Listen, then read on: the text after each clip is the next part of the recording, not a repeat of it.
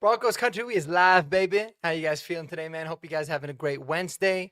We're gonna let it bleed a little bit while some people come into the comments and come into the show, but we're gonna talk about just the sheer and utter disrespect, man. I guess it's disrespect, but in a way, depending on how you look at it, it's respectful towards Bo Nix in terms of the betting odds, what the sports books are doing to the Broncos, kind of what the trends are looking like from the public, and really what the national media is trying to do. I see a lot of some of the big national media guys, especially like Rich Eisen, I think is trying to hype up this game as much as they can for the sake of the NFL, because they fear that maybe not as many people are going to watch the game if it's Jarrett Stidham in comparison to Bo Nix. And honestly, I don't really know how true that is, man. It's the AFC Championship game, guys. The Denver Broncos.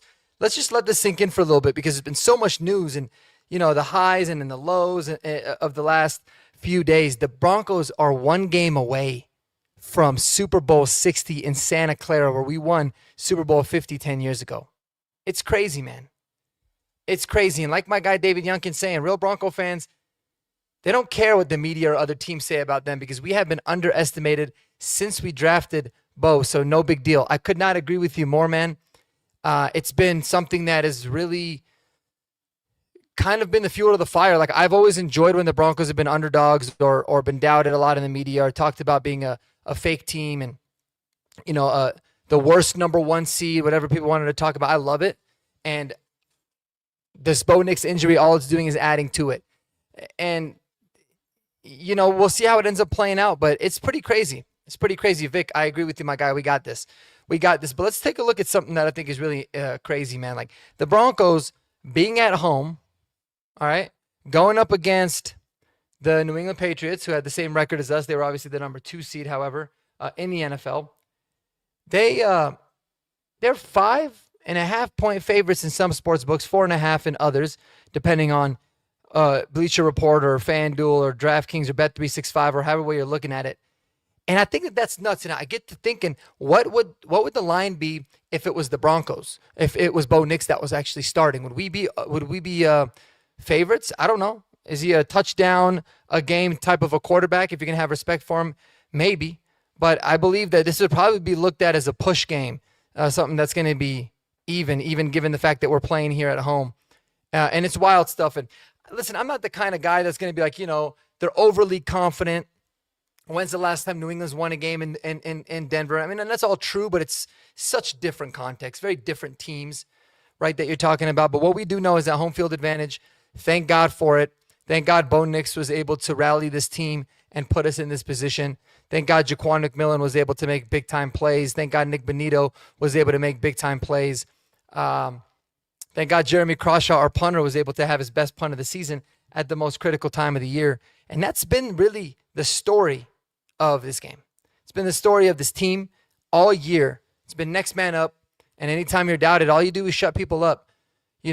Last year, we were the 31st or 32nd ranked roster in the NFL. All we did was win 10 games, make the playoffs. Going into this year, some people thought we'd take a little bit of a step back. Bo Nix is not him. All we did is win 14 games, get the number 1 seed, and win the divisional round game. So the more the merrier for me as a Bronco fan. I'm all for it. And people tend to forget that this is a team sport. They tend to forget that there's 22 guys on the field throughout the course of the game. And I'll take our 22. I'll take our 53-man roster over anybody's that's left in the playoffs right now, even with Jarrett Stidham at quarterback, because we're deep. We're deep. We built this team for moments and situations like this. So crazy disrespect, man. Something that I think is wild. Wild stuff to think about. In addition to that, we got to look at a little bit of the injury report going into this game, because I think it's pretty important. But David Youngkin saying, I've been a fan since '83. Been disrespected as long as I can remember. That's a big year, man. It's a big year in Broncos history. And yes, we have. And we've always seemed to thrive the most when we have been disrespected. And whenever we're kind of given our flowers, people think, we don't typically play as well. So you got to love that. You got to love the situation that we're in overall to this point. So here's some injury news for the day. And man, let me tell you, it is great news for the Broncos. Great news, particularly we got our center, Luke Wattenberg, back, and we got his backup, Alex Forsyth, out there practicing as well. So it looks like we're going to be good at the center position after Forsyth got hurt. Shout out to Mustafa for stepping in. But Luke Wattenberg, it looks like he's set to return back from IR. But the real surprising ones, and the ones that I think I'm the most happy about, is these three. First of all, Pat Bryant. I thought a second concussion in as many, in 4 weeks was going to for sure keep him out of this game. He's limited. It looks like the extra days really helped him. It might not have been a very serious concussion. It didn't look like a hit to the head during the game, but he's limited, and he is on track as of right now per the concussion protocol to play. Maybe the team holds him out. We'll see, because that would probably be the smart thing to do, but it is the AFC Championship game, and it's going to be hard to do that. And Troy Franklin is back out practicing as well after the little hamstring pull that he had. So he looks like he's going to be in a position to go ahead and play. This team is healthy, man. This team is healthy, and not just that. Look at this, guys. J.K. Dobbins, baby. J.K. Dobbins' foot. He was limited. He was back and happy to be practicing. I think it's too early to tell if he's going to play, but I'll tell you what, man. I think he's going to be pushing to go, and I think that the Broncos coaching staff is going to be pushing for him to go, man. Pushing for him to go. So I'm excited. I'm really, really excited about that. And man, what a boost it would be to get J.K. Dobbins back in that backfield to be able to establish some sort of a run game, against the team that we should be able to run the ball against at home in the elements, cold. They've been traveling across country. They came just a few hours before the game started, and let's tire him out come the fourth quarter with J.K. Dobbins added into there. So we'll see. We'll see if he plays. We'll see how limited he is when he plays, but that's huge. And we can't forget about it, guys. Lucas Kroll, Drew Sanders, two guys designated to come back from IR. They weren't quite ready to come back last week. They might be elevated. They might be activated officially this upcoming week. And you might see Lucas Kroll and Drew Sanders play, especially now with at least an additional roster spot with Bo Nix, not yet on IR, but obviously expected to go on IR. It's going to be big time. So that's going to be huge. It's going to be huge to see those guys. I don't know how much they'll necessarily contribute, but Drew Sanders, I know, is a really good special teams player. They can have some packages lined up for him at linebacker. So who knows? But yeah, Broncos are as healthy as you can expect for it to be for the AFC Championship game. And we're getting some guys back potentially. Obviously, the Bo Nix injury is devastating. It's unfortunate that they had to add him to the injury report since he's not officially on IR. As a reminder, but man, that sucks. That sucks. Eli Betts saying it's hard to see Pat Bryant getting cleared. Well, not really, because he's actually limited. You've got to clear at least the first stage, maybe even the second stage of concussion protocol to even practice. So the fact that he did, and the fact that obviously he had the extra day with the game being on Saturday, seems to have helped. So he might be trending in the right direction. But again, like I said, this is a young man. Head injuries are scary, man. They're really, really scary. And he had that really bad one in the Jacksonville game. He left on a cart, came back, and then had another one last week. And obviously with concussions, it's easier to get a concussion once you've had one if you haven't fully healed. So the team really might hold him out.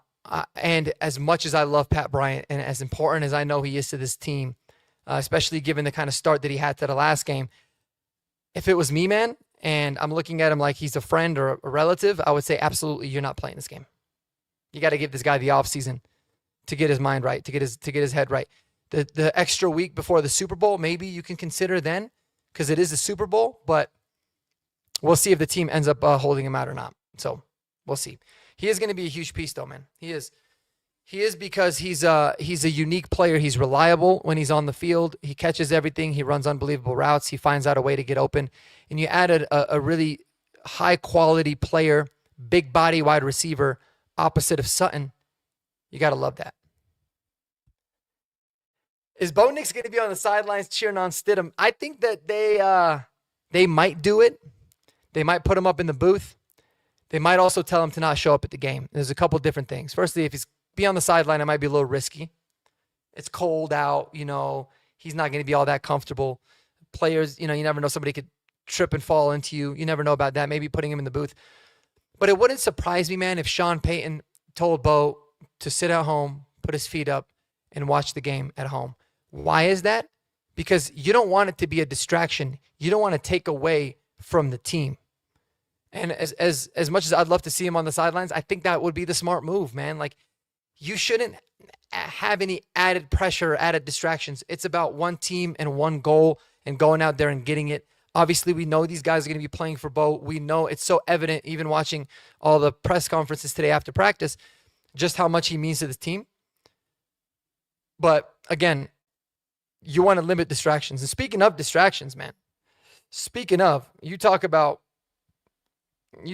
being motivated and causing some unnecessary distraction. Dolph Kleiman saying, holy shit, Patriots defensive tackle Milton Williams roasts Broncos starting quarterback Jarrett Stidham. It's a little bit of clickbait. That's kind of what Dov does. But they asked him, have you watched any film or do you know anything about Jarrett Stidham? He said, nothing. I ain't going to lie, nothing. We're going to watch the tape on him and figure out what he likes to do. They didn't like him over Bo. So, and he kind of said it in a tone of like, he wasn't worried about it. Listen, bro. Obviously, they didn't like him over Bo. He's the backup quarterback. Like, that's one of the dumbest things that I've heard somebody say, but I love it. Any kind of bulletin board material that you can give Sean Payton to use for this team, or any bulletin board material that you want to use going into this game, I'm all for it. The Broncos, we're going to keep our mouths shut. Everybody was trying to treat it as normally as possible, and that's the way that they should. So, yeah, I love it, man. I love it. When I saw that, I got fired up. I can't wait for Sunday. All the sports books got us disrespected with 5.5 points. What? So that's crazy. I'll talk a little bit about the game and then we'll wrap it up. It's not going to be too long of a live today, but I think the biggest advantage just off of the basic work that I've done looking into the Patriots, I haven't gotten a chance to dig into them quite as deeply yet, but we have a massive, and I mean an absolutely massive advantage on the line of scrimmage with our defensive line versus their O-line. I think in the two games, I believe Drake May's got 6 fumbles. It's kind of a lot. By far and away the most in the playoffs. It's quite a problem. He's kind of fumbled the ball quite a bit all year. So that's been something that has been really the only negative to say about Drake May. He's had a wonderful season. This Patriots team's had a wonderful year there as well. But a lot of it, some of it's on him having smaller hands, maybe just learning to hold on to the ball and protect the ball better. But the other part of it is because their O-line is not really that good at protecting the passer. They're just not. They have some vulnerabilities there. And they haven't really gone up against opponents with elite pass rushes all that much. They did last week against Houston, and there was a lot of turnovers, man. He fumbled the ball, I think, 4 times, but lost 2 of them. I want to make sure I get some of these numbers correctly, but I know he fumbled the ball a lot. And he was really getting hit a lot. But obviously, the defense came through. C.J. Stroud was in a very giving mood with all the turnovers and all the picks last week that allowed the Patriots to win that game. But offensively, it wasn't the most impressive game. But they did have, Drake May obviously made some plays, and that's what he does. He's a playmaker. And so those types of things will happen, but they will need to get after him, man, pressure him, make life hell, make it miserable for him as much as they possibly can. But last week, it looks like, what are you at? It don't even show the fumbles here. Am I tripping? Oh, yeah. Drake May had 4 fumbles, and he lost 2 of them. So, yes, Will Campbell, their rookie left tackle, he's somebody that you're going to be able to get after, right? And the rest of that offensive line group, man, this defensive line is going to have to be a terror. They're going to have to be even better than they were rushing the passer, quite a bit better, actually, than they were against Josh Allen. And, yes, they're going to have to stop the run, but that's a massive advantage that I feel like we have, and that's usually a really good advantage to have. And our O-line has been great all year. The Patriots are not the best in the NFL at generating sacks. In fact, they've been, I think they're 25th or 26th with 35 sacks, not necessarily including the playoffs, but they are a team that does struggle to rush the passer. The strength of their team is going to be in the secondary. So it's going to be on the pass catchers. It's going to be on Jarrett Stidham to be able to manage that aspect of it. But the Broncos got to make this a down and dirty game, a grind of a game, and I love the chances that we have, man. With the crowd noise, Drake May's first playoff game is the miserably, very, very difficult environment to play in. You saw what it did to Josh Allen last week, having his worst playoff performance of his career. So Yeah, it doesn't mean it's going to happen. Like I said, I love Drake May. He was the number one quarterback I had coming out of college in that draft class. I think he's been fantastic. But it's one game, baby, and I love what our defense can do, and I love what our secondary specifically can do against their pass catchers, and I love what our defensive line and pass rushers can do against their O-line. The run game, the two running backs that they got in Henderson and Stevenson are phenomenal players, and they're going to be a problem, and you're gonna have a really good game plan. Also, obviously, against Hunter Henry, you got to shut those guys down as much as you can in both the run game and the pass game. But we'll see. We'll see what DJ learned, and we'll see the kind of plan that he has against the Patriots. I think it's got to be better. I didn't really mind their plan. I know a lot of people were like, what do you mean they rushed all over us and they didn't punt the ball at all? It was a don't let Josh Allen beat you type of game. And you know what happened? He didn't. They turned him over 4 times. And so it worked at the end of the day. Didn't look as pretty as we would like, but it's going to have to be a little bit, it's going to have to be quite a bit better, I think, this week. And I think it's an opposite approach of you cannot let these running backs beat you. You've got to force Drake May to test your secondary with the receiving group that he's got. So I love it. 4 sacks, 1 pick, and fumble recovery. Let's fucking go. Yeah, man, 100%. It was awesome. It was awesome last week, what we ended up doing. So let me get through some of these comments here. I love this, man. Mayday, Mayday. We have a Denver Broncos problem. I really would love to have a Sutton or somebody picking up the phone and say, we are killing the Patriots. That would be a cool thing to add to that as well, man. But, well, ultimately, we'll see. We'll see. But the Pats, I'll tell you, I've been a big critic of the Patriots in as much of a respectful way as I can, because I felt like, man, they went 14-3, the turnaround that Vrabel has had and how good Drake May looks. They're going to be a problem for many, many years to come. But I've always felt like they're a year away. And I felt like they really haven't played many good opponents. I just feel that way throughout the course of the regular season. And so even in the playoffs, I mean, they went off against a very, very bad LA Chargers team that had a short week, that had to travel across the country, that looked just defeated and deflated in all aspects of the game. And then a Houston Texans team that's defense was off the chain good, but my goodness, their quarterback was in a giving mood. So we'll see, man. But these are two teams that are really, really deserving of being in the position that they are. And I think that the turnaround is amazing.